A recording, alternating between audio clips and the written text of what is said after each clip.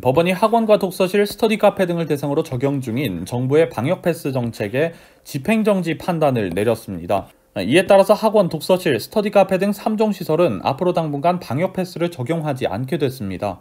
1월 4일 서울행정법원 행정 8부는 전국 학부모단체연합 등이 보건복지부 장관 등을 상대로 낸 집행정지 소송에서 학원 등 교육시설과 독서실, 스터디 카페를 방역패스 의무 적용시설로 포함시킨 부분은 취소소송 판결 선고 때까지 효력을 정지한다고 결정했습니다. 집행정지란 행정청의 처분에 의해 복구할 수 없는 큰 피해를 볼 우려가 있을 때 처분의 행정이나 효력을 임시로 막는 조치입니다. 사건의 개요는 이렇습니다. 보건복지부는 작년 12월 3일 코로나19 특별방역대책 추가 후속 조치를 발표하고 식당, 카페, 학원, 독서실, 스터디 카페 같은 실내 다중이용시설을 방역패스 의무 적용시설로 포함했습니다.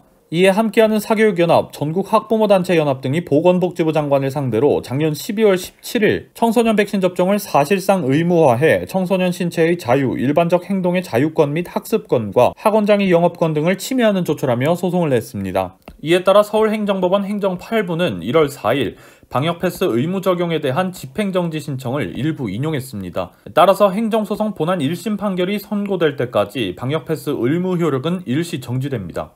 법원은 방역당국의 조처가 백신 미접종자에게 회복하기 어려운 손해를 입힌다고 판단했습니다.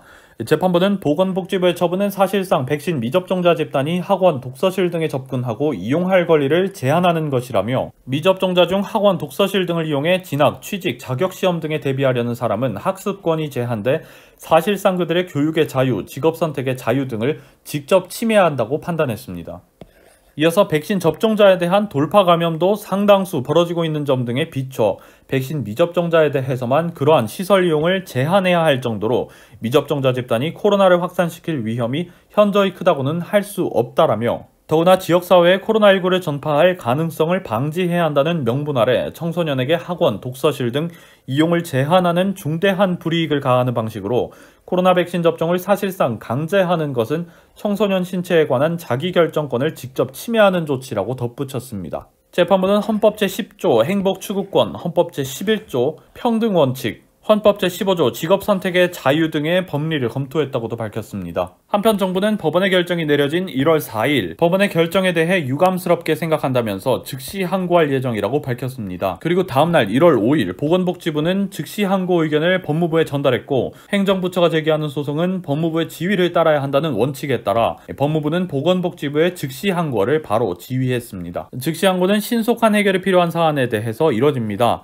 일반적인 민사소송 절차에서 즉시 항고를 제기하면 법원의 결정이나 명령의 집행이 정지됩니다. 그러나 집행정지 결정에 대한 즉시 항고에는 결정의 집행을 정지하는 효력이 없어 보건복지부가 즉시 항고한다 해도 방역패스 적용 정지 효력은 여전히 유효합니다. 이 경우 상급심 법원이 집행정지 여부를 다시 심리하게 됩니다. 그러나 상급심 법원이 법원의 즉시 항고를 받아들일 경우 방역패스 의무화 정책은 즉시 재개됩니다.